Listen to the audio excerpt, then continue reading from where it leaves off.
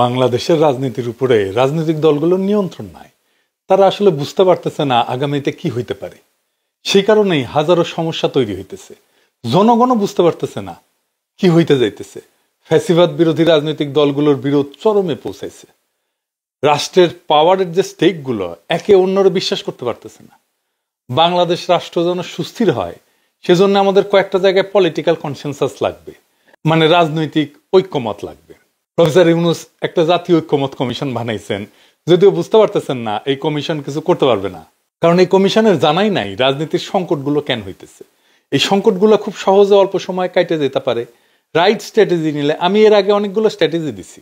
ধরেন আমি বলছিলাম তারেক রহমানকে উপপ্রধান উপদেষ্টা হওয়ার প্রস্তাব, এরপরে দিছিলাম খালেদা জিয়াকে রাষ্ট্রপতি করার প্রস্তাব, কেউ পাত্তা দেয় নাই। যাই হোক, আজকেও আমি কয়েকটা প্রস্তাব আর রাজনৈতিক কৌশলের কথা আলাপ করব। প্রত্যেকটা রাজনৈতিক দল আর প্রফেসর ইউনূস আপনারা ভাইবা দেখবেন আমার প্রস্তাবগুলা সংকট কাটানোর রাস্তা সম্ভবত পাইবে। আসেন আল্লাহর নামে শুরু করা যাক। আমাদের সংকটগুলোকে যদি আমি লিস্টি করি আর কেন এটা সংকট হয়ে উঠলো সে আলাপটা করি, তাইলে এই আলাপটা পূর্ণাঙ্গ হবে। প্রথম সংকট, ফ্যাসিবিরোধী শক্তির মধ্যে একক রাজনৈতিক মুরব্বীর অনুপস্থিতি। মানে বিএনপি বড় দল, তারেক রহমান পরিপক্ক নেতা, কিন্তু তিনি জাতির রাজনৈতিক মুরব্বী না। প্রফেসর ইউনূস রাজনীতি বিষয়টা যেহেতু বুঝেন না, তাই উনি রাজনৈতিক মুরব্বী হয়ে উঠতে পারেন নাই। আমি রাজনৈতিক মুরব্বী বলতে এমন একজন রাজনৈতিক আইকনের কথা বলতেছি যার ফয়সালা সবাই মাইনে নেবে, যার সামনে রেখে সিদ্ধান্ত নিলে সেটা সবাই মাইনে নেবে এবং আস্থা পাবে। এই মুরব্বী হইতে পারেন একজনই বাংলাদেশে, খালেদা জিয়া। এই একজনই আছেন যার ফয়সালা অ্যান্টি ফ্যাসিস্ট সবাই এক বাক্যে মাইনে নেবে। কেন? কারণ খালেদা জিয়াই হইতেছেন সেই নেতা, একমাত্র নেতা যার নেতৃত্বে সকল অ্যান্টি ফ্যাসিস্ট শক্তি একসময় ঐক্যবদ্ধ থেকে তার নেতৃত্ব মাইনে নিছিল, রাজনীতি করছে। আমি এই প্রসঙ্গে একটা খুব ইন্টারেস্টিং গল্প বলি। আবুল মনসুর আহমেদের আমার দেখা রাজনীতির 50 বছর বয়ে আছে ঘটনাটার উল্লেখ। তখন আবুল মনসুর আহমেদ অবিভক্ত পাকিস্তানের ভারপ্রাপ্ত প্রধানমন্ত্রী। উনি ইন্ডিয়া গেছেন রাষ্ট্রীয় সফরে। তো নেহরুকে প্রস্তাব দিতেছেন যে কাশ্মীর প্রশ্নে একজন রাজনৈতিক মুরব্বীর ফয়সালা পাকিস্তান মাইনে নেবে। তো নেহরু অবাক হইয়া জিগায়, কে সেই রাজনৈতিক মুরব্বী যার কাশ্মীর প্রশ্নে ফয়সালা পাকিস্তান মাইনে নেবে? ওনারা প্লেনে করে যাইতেছিলেন কোথায় থেকে যেন কোনখানে। তো আবুল মনসুর আহমেদ নেহরুর দিকে চাইয়া বললেন, আপনি মুরব্বী হিসেবে যে ফয়সালা দেবেন সেটা পাকিস্তান মাইনে নেবে। নেহরু তো অবাক। আবুল মনসুর বলতেছেন যে আমাদের আস্থা আছে, আপনি বেইনসাফি করবেন না। এটাই হইতেছে রাজনৈতিক মুরব্বীর ভূমিকা। পরে ওইটা আর কিছু আগাই নাই, কিন্তু যাই হোক, রাজনৈতিক মুরব্বী প্রশ্নে আমি এই গল্পটা বললাম। আর 2 নাম্বার সংকট হইতেছে রাজনৈতিক দলগুলো আর একটা রাজনৈতিক দলের সাথে বিরোধিতা কিভাবে করবে, কোন তরিকায়, এটা বুঝতে না পারা। 2টা দলের মধ্যে রাজনৈতিক বিরোধ থাকবে, খুবই ন্যাচারাল, সেজন্যই তারা 2টা দল, কিন্তু কোন কায়দায় রাজনৈতিক বিরোধিতা করবে সেটা বুঝতে পারতেছে না। বেদিশা কেমনে নিজেদের সবচেয়ে শক্তিশালী রাজনৈতিক অবস্থানকে জনগণের সামনে তুলে ধরবে সেটাও বুঝতে পারে না। আমি আজকে কোন রাজনৈতিক দলের সবচেয়ে শক্তিশালী অবস্থানটা কি হইতে পারে সেটা আলাপটা আমি আজকে করবো না, পরে কোনো একদিন করা যেতে পারে। আজকে যে আলাপটা করব সেটা হইতেছে যে বিএনপির রাজনীতির ভুলের কারণে, ভুল রাজনৈতিক স্ট্র্যাটেজির কারণে পয়েন্ট পাইতেছে জামাত ইসলামী। এটা একটা মহা একটা তামাশার কথা। রাজনীতি করতেছে বিএনপি আর পয়েন্ট পাইতেছে জামাত ইসলাম। কেমনে আসেন একটু বুঝে দেখি। আপনারা দেখতেছেন বিএনপি আর জামাতের মধ্যে বৈরিতা। বিএনপি কি জামাতের সমালোচনা করতে পারবে না? অবশ্যই পারবে। জামাত কি বিএনপির সমালোচনা করতে পারবে না? অবশ্যই পারবে।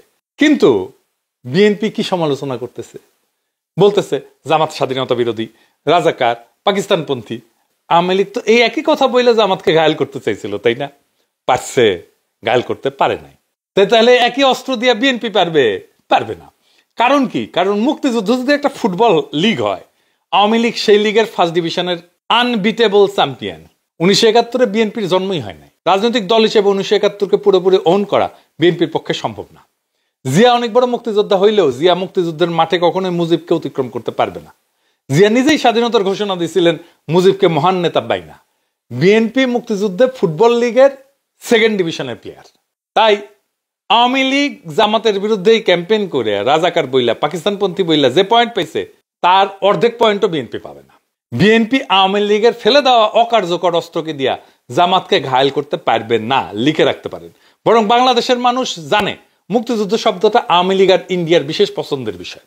রাজাকার বা পাকিস্তানপন্থী বাংলাদেশে কোনো গালি না। আর কাউকে মুক্তিযুদ্ধের বিরোধী আর পাকিস্তানপন্থী বলা মানে সেই দলের গায়ে সাচ্চা ভারত বিরোধী শক্তির ছাপ্পা মাইরা দেওয়া। এডিটর সাহেব আজকে একটা ছাপ্পা দিয়ে দেন, পজিটিভ ছাপ্পা, জামাত আর শিবিরকে সাচ্চা ভারত বিরোধী দেন ছাপ একটা। হ্যাঁ, আড়াটা দেন, এবার আড়াটা দেন ছাপ। বিএনপি যতবার বলবে রাজাকার মুক্তিযুদ্ধের বিরোধী, ততবার জামাত আর শিবিরের বাক্সে পয়েন্ট জমা হবে। এডিটর সাহেব দেন ছাপ্পা মাইরা, পয়েন্ট জমা হইতেছে। রাজনীতি করে বিএনপি আর পয়েন্ট পায় জামাত, আবার ছাপ্পা মেরে দেয়। বিএনপির যারা অ্যান্টি ইন্ডিয়ান ভোটার তারা বিএনপি থেকে মুখ ঘুরাই নিতেছে। এখন এমন অবস্থা হয়েছে জামাত যদি ইন্ডিয়ার সাথে হাত মিলায়ও তাও পাবলিকে ধরে নেবে জামাত অ্যান্টি ইন্ডিয়ান। মাথায় মাল থাকলে জামাতকে তার রাজনীতি নিয়ে এমন ভাবে ঘাপানো যায় যে জামাত একটা কথা বলতে পারবে না, আওয়াও করো খালি। আমার জামাতের খুব স্পষ্ট ক্রিটিক আছে, সেটা ৭১ প্রশ্নও আছে, আপনারা শুনছেন। ওই আমার এক ভিডিও আছে ২০১৩ সালে, সেটা মাঝে মাঝে আপ করে। যাই হোক, ওইটাতে আমি যাব না। মুক্তিযুদ্ধ প্রশ্নকে টাচ না কইরাই আমি জামাতের খুব শক্ত ক্রিটিক করতে পারবো। আসেন সেটা শুনে দেখি। তবে এখন অনেকে কইতে পারেন আপনি তো শিখে দিতেছেন, শিখুক, কেমনে পলিটিক্স করতে হয়, কেমনে আর্গুমেন্ট তৈরি করতে হয়, ন্যারেটিভ তৈরি করতে হয়, শিখুক না, অসুবিধে কি, ভালো তো। আসেন আমরা দেখি। প্রথম ক্রিটিক, জামাত তো ১৯৭১ মনে করেছিল যে পাকিস্তান রাষ্ট্রকে টিকায় রাখতে হবে, তাই না? খুব ভালো কথা, কোনো অসুবিধা নাই। কেন টিকায় রাখতে হবে? আর্গুমেন্ট কি? ওনারা বলেন যে কারণ ভারত যদি আজকে অখণ্ড ভারত থাকতো, সেই ভারতে সংখ্যালঘু মুসলমান কেমন নিপীড়িত হইতো তা তো আমরা আজকের ভারতকে দেখে বুঝতে পারি। নামাজ পড়া অবস্থায় পাশা লাথি দিয়ে তুলে দেয়, কান ধরে জয় শ্রীরাম বলায়, গরুর মাংস না গরু বহন করার অপরাধে পিটায় মেরে ফেলে, আপনার সম্পদ নিয়ে নিতেছে, আপনার মসজিদ ভেঙে ফেলতেছে, কিছুদিন পর পর জেনোসাইড করতেছে এক এক জায়গায়। তো জামাত তো এই যুক্তি দেয়, তাই না? খুব ভালো কথা।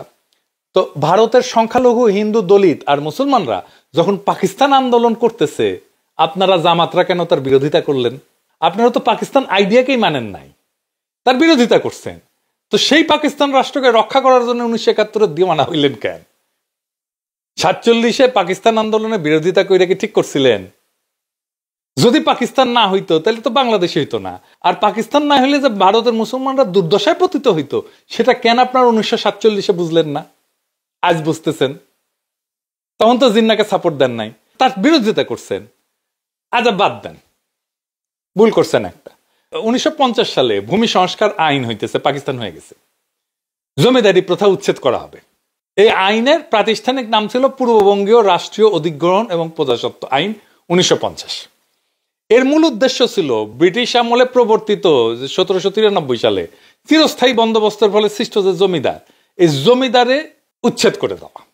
এবং এর জন্যই মুসলিম লীগ আন্দোলন করছে, এবং এর জন্যই পাকিস্তান আন্দোলন হয়েছে, এবং এই আন্দোলন করতে করতেই পাকিস্তানের জন্ম হয়েছে। তো মওদুদী সাহেব ৫০ সালে এই ভূমি সংস্কার আইনের সরাসরি বিরোধিতা করলো, জামাত ইসলামও করলো।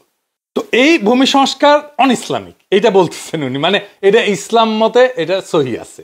উনি একটা বই লিখলেন, বইয়ের নাম হইতেছে মাসালা ই মিলকিয়াত তৈ জমিন। এই বইতে যুক্তি দিলেন যে ইসলাম ব্যক্তিগত মালিকানাকে স্বীকৃতি দেয়, ইসলাম আইনসঙ্গতভাবে অর্জিত ব্যক্তিগত সম্পত্তিকে সম্মান করে, এবং রাষ্ট্র সেটা কেড়ে নিতে পারে না, মানে জমিদারি কেড়ে নেওয়া যাবে না। এটা হইতেছে ওনাদের যুক্তি। আচ্ছা, হাজী শরীয়তুল্লাহ, তিতুমির, ফকির মজনু শাহ, নুরুল দিন, এরা জমিদারি উচ্ছেদের লড়াই করেননি, জীবন দিয়ে দিছে না ওনারা? আর জমিদারি উচ্ছেদ যখন হবে তখন আপনি তার বিরুদ্ধে দাঁড়াইতেছেন। বাহ, কি তামসা! আপনি তিতুমিরের বাঁশের কেল্লার নাম দিয়া ফেসবুকে বিপ্লব করতেছেন আপনার তরুণ সম্প্রদায়কে দিয়া, কিন্তু আপনি তো তিতুমিরের লড়াইকে অন করলেন না। বাস্তবে যখন একটা রিয়েল লাইফ রাজনৈতিক সিদ্ধান্তের বিষয় এসে দাঁড়ায়, আপনি তখন সঠিক সিদ্ধান্ত নিতে পারেন না। দেখেন, আমার ১৯৭১ টাইনে আনতে হইল না। এইটাই তো রাইট পলিটিক্যাল ক্রিটিক। এবার আসেন দেখি বিএনপিকে কেন জামাত বিরোধী স্ট্যান্ড নিতে হইল। এর কারণ কি এটা যে বিএনপি জামাতকে পছন্দ করে না বা তারেক রহমান শফিক ভাইকে পছন্দ করে না? তা না। বিএনপি বুঝে বাংলাদেশে ইসলামী রাজনৈতিক দল হিসেবে জামাত এবং অন্যান্য ইসলামপন্থী দলগুলো শক্তি সঞ্চয় করছে অনেক।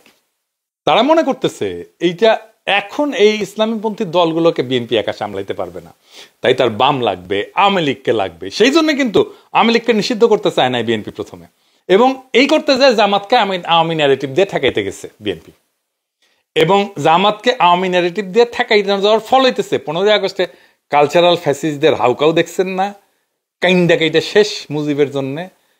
আওয়ামী লীগ ছাত্রলীগের ঝটিকা মিছিল বড় হওয়া দেখতেছেন না, এর দায় বিএনপির মুক্তিযুদ্ধ মারা নেই। বিএনপি যত বেশি মুক্তিযুদ্ধ হবে, আওয়ামী লীগ তত বেশি শক্তিশালী হবে নানা ফ্রন্টে। লিখে রাখেন। তাহলে বিএনপির এই শঙ্কা দূর করবে কে?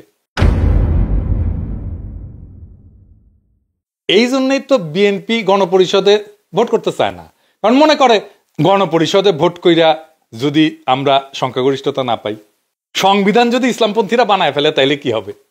সেই জন্য ৭২-এর সংবিধান বাতিল চায় না। ওর সমস্যাটা তো ওইখানে।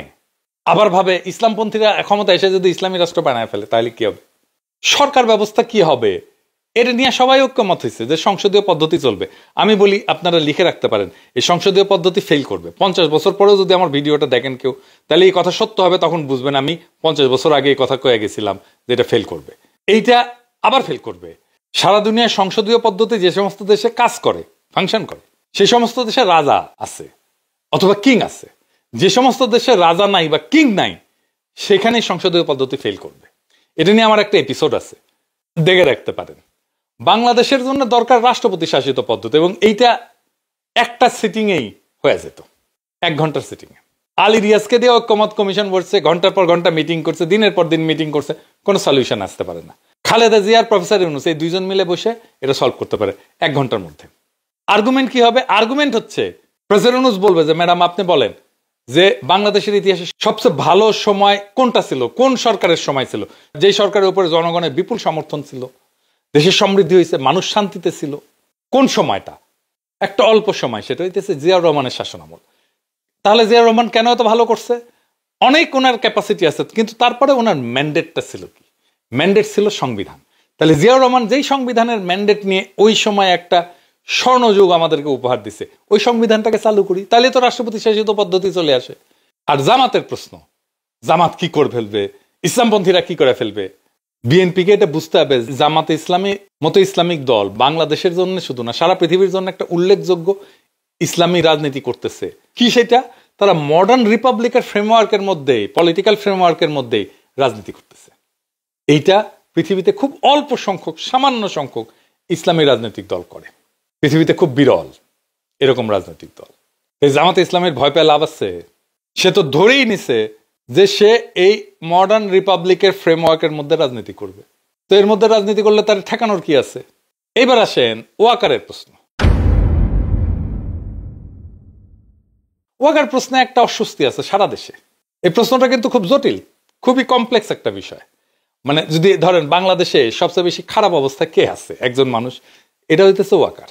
কারণ ওয়াকারের উপরে সবাই বিলা, আমরাও বিলা, হাসিনাও বিলা। হাসিনারে পলায় যেতে দিলেও, আওয়ামী দুর্বৃত্তদের পালায় যেতে দিলেও হাসিনা বিলা তার উপরে, কারণ হাসিনা মনে করে ওয়াকার চাইলে তারে রক্ষা করতে পারতো, কিন্তু করে নাই। এই সমস্যাটার সমাধান করা যেতে পারে একভাবে। সব রাজনৈতিক দল খালেদা জিয়ার উপরে আস্থা ন্যস্ত করে বলবে যে আপনি ম্যাডাম আমাদের পক্ষ হইয়া তারে গ্যারান্টি দেন, মানে ওয়াকারকে গ্যারান্টি দেন যে ওয়াকারের ভবিষ্যৎ নিরাপত্তা আমরা দেখব, তার যেন কোনো সমস্যা না হয় এটা আমরা দেখব। ওয়াকার নিজে গেছে খালেদা জিয়ার সাথে দেখা করতে। হ্যাঁ, খালেদা জিয়া হয়তো বলছেন কি বলে নাই আমি জানি না, কিন্তু খালেদা জিয়া যদি সমস্ত রাজনৈতিক দলের ম্যান্ডেট নিয়ে নিজে গ্যারান্টার হয়ে ওয়াকার সাহেবকে বলে, তাহলে ওয়াকার সাহেব ঘুটু করার কথা চিন্তা করা বাদ দিয়ে দেবে।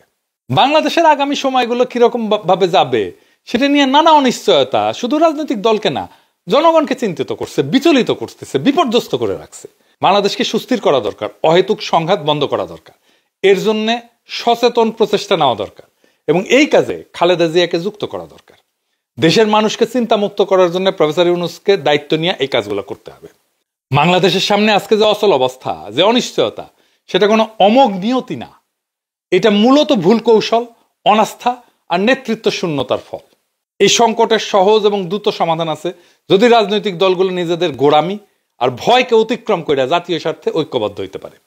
ফ্যাসিবাদ বিরোধী শক্তিগুলোকে এমন একজন মুরব্বীর পেছনে দাঁড়াইতে হবে যার সিদ্ধান্তকে সবাই নির্দ্বিধায় মেনে নেবে এবং যার গ্যারান্টিতে সবাই আস্থা রাখবে। আজ আমাদের সামনে দুইটা পথ খোলা, একদিকে বিভক্তি, ভয় আর ক্ষমতার দ্বন্দ্বে ডুবে গিয়ে দেশকে আরো অনিশ্চয়তার দিকে ঠেলে দেওয়া, আর একদিকে পারস্পরিক আস্থার ভিত্তিতে নতুন এক গণতান্ত্রিক চুক্তি তৈরি করা, বাংলাদেশকে স্থিতিশীল, শক্তিশালী এবং মর্যাদাশীল রাষ্ট্রে রূপান্তর করা। আসেন আমরা দ্বিতীয় পথটা বেছে নিই। সংকট না, সমাধানের দায়িত্ব নিই, বিভাজন না, ঐক্যের পতাকা তুলি। ইতিহাসের এই সন্ধিক্ষণে আমাদের প্রত্যেকটা সাহসী পদক্ষেপ ভবিষ্যৎ প্রজন্মের জন্য আশার আলো হয়ে উঠতে পারে। বাংলাদেশকে স্থিতিশীল করার এই মহান কাজটা আর কালক্ষেপণ না, আজই শুরু করা দরকার। আল্লাহর নামে, মানুষের নামে, রাষ্ট্রের ভবিষ্যতের নামে। ইনকিলাব জিন্দাবাদ।